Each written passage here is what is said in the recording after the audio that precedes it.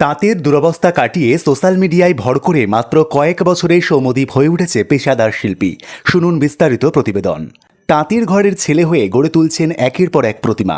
ছোটবেলা থেকেই মূর্তি বানানো শিল্পকর্মের প্রতি আগ্রহ ছিল শান্তিপুর শহরের 18 নম্বর ওয়ার্ডের তোপখানা এলাকার বাসিন্দা সৌম্যদীপ মণ্ডলের। বাবা একজন তাঁত শ্রমিক ছিলেন, তবে তাঁতের অবস্থা শোচনীয় হওয়ার কারণে বর্তমানে তার বাবা একজন ইলেকট্রিক মিস্ত্রি। পরিবারের কেউই এর আগে মূর্তি বানানোর শিল্পকর্মের সঙ্গে যুক্ত ছিলেন না। নিজের আগ্রহের বশেই বেশ কয়েক বছর ধরে মিনিয়েচার মূর্তি বানানোই মনোনিবেশ করেছে সৌম্যদীপ। শান্তিপুর কলেজ থেকে স্নাতক পাশ করে সে আঁকা শেখানোর সাথে সাথে এখন সে স্বপ্ন দেখে মূর্তি বানিয়ে স্বনির্ভর হওয়ার। সৌম্যদীপের বাবা সন্দীপ মণ্ডল পেশায় একজন তাঁত শ্রমিক। ছোটবেলা থেকেই সৌম্যদীপ আঁকা শিখেছে, তবে ঠাকুর বানানোর প্রথাগত প্রশিক্ষণ কখনো কারো থেকে নেয়নি। বিভিন্ন পালবাড়িতে ঠাকুর বানানো এবং মূর্তিতে রং করার কাজ দেখে দেখেই শিখে নিয়েছে সে এইসব কাজ।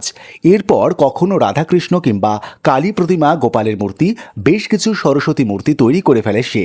তারপরে মূর্তি বানানোর পর সোশ্যাল মিডিয়ার মাধ্যমে সেগুলি বিক্রি করার আহ্বান জানায় এবং তার উপর নির্ভর করে ইতিমধ্যে জেলা ছাড়িয়ে বিভিন্ন জায়গায় তার মূর্তি পাড়ি দিচ্ছে। হাতে গোনা আর মাত্র কয়েকদিন বাকি দুর্গাপুজোর, আর সেই কারণেই এই সময় বিভিন্ন মিনিয়েচার দুর্গামূর্তি তৈরি করার ব্যস্ততা লক্ষ্য করা গেল তার কাছে গিয়ে। ছোটবেলা থেকেই আঁকা শেখার কারণে অত্যন্ত সুনিপুণ দক্ষতার সঙ্গে সেই মূর্তিগুলি বানিয়ে চলেছে একের পর এক।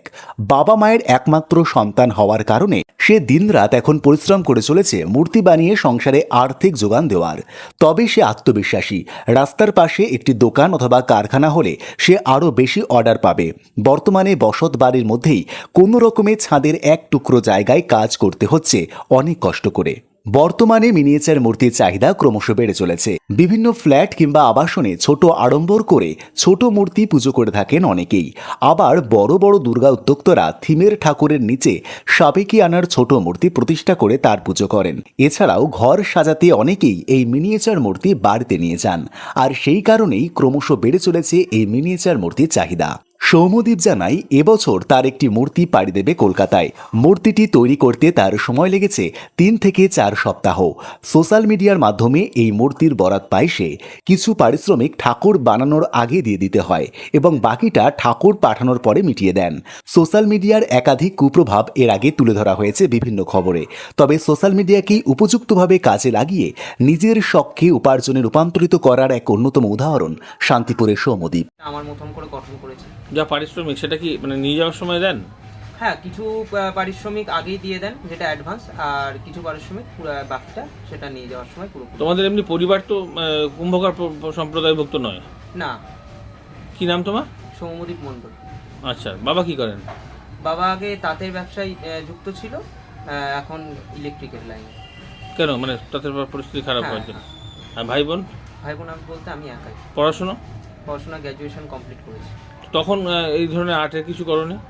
হ্যাঁ, তখনও আর্টের কাজই করতাম। না, মানে এমনি পড়াশোনা বলছি।